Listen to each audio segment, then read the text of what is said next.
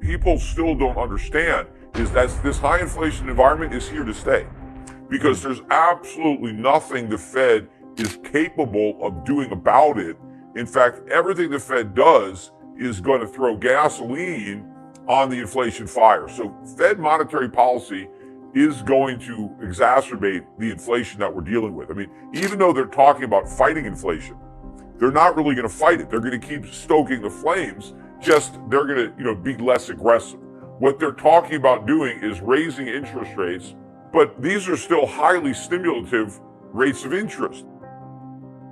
It was in 2002 that the Fed slashed rates to 1% to stimulate the economy after, the NASDAQ bubble burst. They started, the war on terror and all that stuff happened. We had a recession. And so Greenspan lowered rates to 1 to stimulate the economy. Now Powell's saying, well, we're going to raise rates to sedate the economy. It is still low. And the problem is the budget deficits have exploded. We're talking about maybe $3 trillion a year now is what our annual budget deficit is. The only way to finance that is for the Fed to do more QE. So even though it's talking about shrinking the balance sheet, it's not really going to happen. The balance sheet is going to keep expanding, but not only do we have this huge budget deficit, we have record trade deficits. Last year, we had the first ever merchandise trade deficit to exceed $1 trillion in a single year. And in the month of December, we hit a new record high. We had over a $100 billion deficit in December, and these deficits are going to skyrocket. Look at the price of oil, now $92, $93 a barrel, heading well above $100 a barrel this year. We're at net importing a lot of oil. That further runs up the trade deficit. So there's no way to finance this. The Fed is going to be forced to print even more money. So while it's pretending it's going to take the punch bowl away, it's going to continue to spike it, but it's not going to be enough to sustain the asset bubble. So the change in monetary policy is a significant enough shift to prick the bubble in tech stocks and momentum stocks, but it's not big enough to slow down inflation. So we're going to have stagflation, we're going to have a weakening economy, rising inflation, and that is a very different investment landscape than the one investors have been used to over the past 10, 20 years. The manufacturers are going to have to pass on those higher costs to their customers because they have to operate at a profit. So at a minimum, they have to pass on the costs, but what they end up doing is actually passing on more than a cost, because you have to find a new equilibrium. Because every time the company raises prices, it does lose some buyers on the margin, because we're all sensitive to price. I mean, if we weren't sensitive, the companies would just jack the prices even higher. The reason that there's a lid on prices is because companies are looking for the optimal price where they can sell the most amount of stuff and make the most amount of money.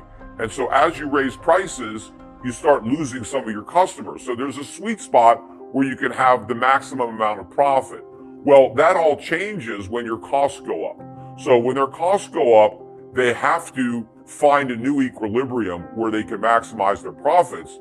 But what happens is as you start raising your prices, you start losing some customers.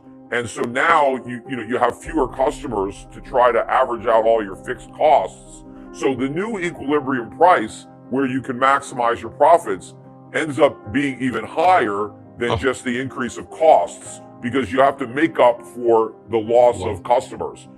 So what happens in an inflationary environment is businesses keep selling fewer and fewer products at higher and higher prices. And those customers that can afford the higher prices keep buying, and those that can't, well, they go without the products. Last year, though, businesses didn't raise prices enough. That was the problem, because you had the Fed chairman and all the economists were telling everybody, oh, don't worry about these rising costs. This is all transitory, right? And so the business owners believed the economists. They absorbed these price hikes in their own costs because they didn't want to just raise their prices if it was just, a one-off thing. If it was just higher costs for a few months, they probably figured, you know what, we'll just eat that. It's not worth raising prices, losing out to our competitors, annoying our customers. We'll just ride it out because it's temporary. But as we got to the end of the year, and now these companies look back, we just got the earnings on Friday for Clorox, and Clorox got killed, down 10%, 52-week low. Why did it get beat up? Well, they missed. Why'd they miss? Because their costs were up a lot. And obviously they didn't raise their prices nearly enough to cover the increase in costs. And so I think a lot of these businesses that were kind of conned into this false sense of complacency on what was happening, now they have a lot of catching up to do. Not only do they have to get ahead of the curve for 2022 and start factoring in rising costs for 2022, but they got to catch up for all the lost ground from 2021. So they have to raise prices a lot. And that's one of the reasons I've been saying that rather than 2022, CPI, number coming down from the 7% we got last year, 2022 is probably going to be higher. We're going to go maybe from 7% to 10%. First of all, wages are rising.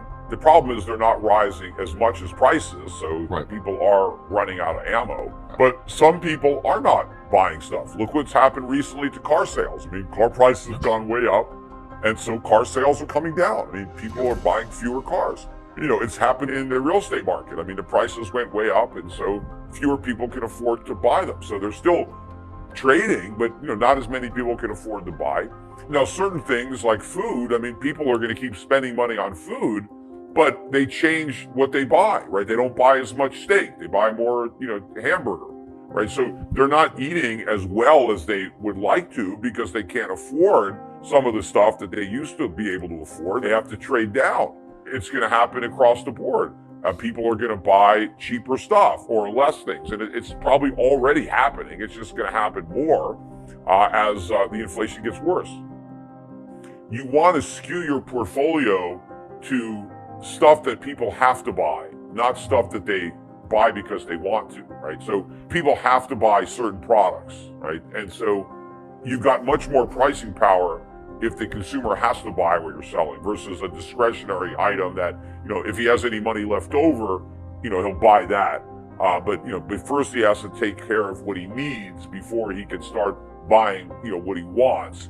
And so, and if you look at a lot of the stocks that we own, those are the companies. A lot of these consumer companies or utilities, you got to pay your electric bill. You don't want to be in the dark. I mean, you can use less electricity. You can, watch how many lights you leave on. You could adjust your thermostat, but you're going to buy electricity no matter what. You're not going to, live in the dark and use candles. So these companies are still going to sell. Energy, right? Your gasoline.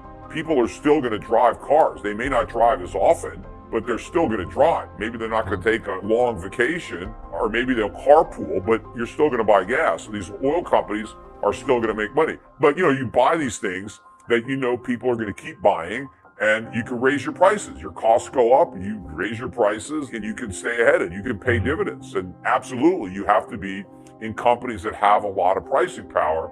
Now, there are a lot of these companies that have products that's highly competitive. Like, look at all these streaming stocks. One of the places people can easily cut back is just look how many streaming services are you going to buy, right? And maybe you look back and I've got 6 or 7 of them.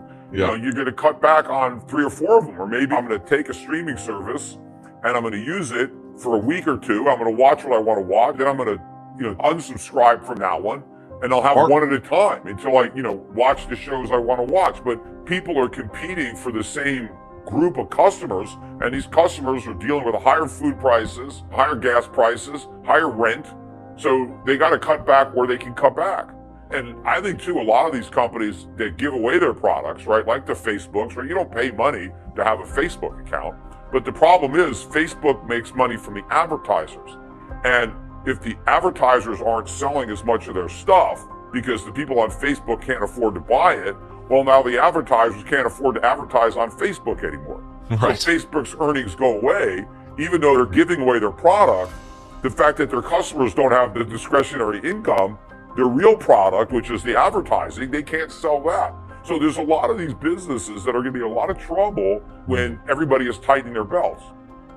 I don't think we're going to have another crash like the 30s, but that doesn't mean you don't have to worry. Because during the 1930s, we were on the gold standard. We don't have that benefit anymore. The market can still crash as much as it did in the 30s if you measure it in the price of gold. Because see, this time around, it's the dollar that's going to crash, right? So if you're simply measuring the value of stocks with dollars, if the dollar itself loses a lot of value, then, it may look like the stock market's gone up. It's like if you're 6 feet tall and I give you a ruler that only has 6 inches in it, and now you measure yourself, it doesn't mean you're 12 feet tall. You got to look at that ruler. I've cut the ruler in half. Your height hasn't changed. It's the ruler that's changed. And so now you're taller because a foot now has 6 inches, right? So if the dollar loses a lot of value and then you go and try to price stocks, well, obviously the price is going to go up when you're measuring stocks with money that's worth less. Gold is an objective measure of value. That ounce of gold doesn't change. The government doesn't print any gold. So if you really want to know what's happening to prices, you need something like gold as an arbiter. So you can look at it through a lens that doesn't change. And if you do that, you will see a crash in all of these overpriced assets. And the way Americans will see that crash, right? Your stock market portfolio, maybe it doesn't go down, or maybe it goes up, maybe it doubles. But when you go to the supermarket, everything is 10 times as expensive. Your electric bill is 10 times as expensive. So if your stock portfolio has doubled, but your cost of living has gone up 10 times, your stock portfolio has actually lost value because its ability to help offset your cost of living has been diminished. The real value of those stocks has gone down relative to all of the goods that you want to buy. When people invest in the stock market, nobody buys stocks because they want stocks. They don't hang the certificate, on a wall and admire it. People are buying stocks because they hope they can sell them at a profit or take the dividends and then go out and buy stuff. Right. It's the stuff that they want. Stocks are just a means to get you more stuff. But if the price of the stuff you want is skyrocketing compared to the value of the stocks you own, you're getting poorer, not richer.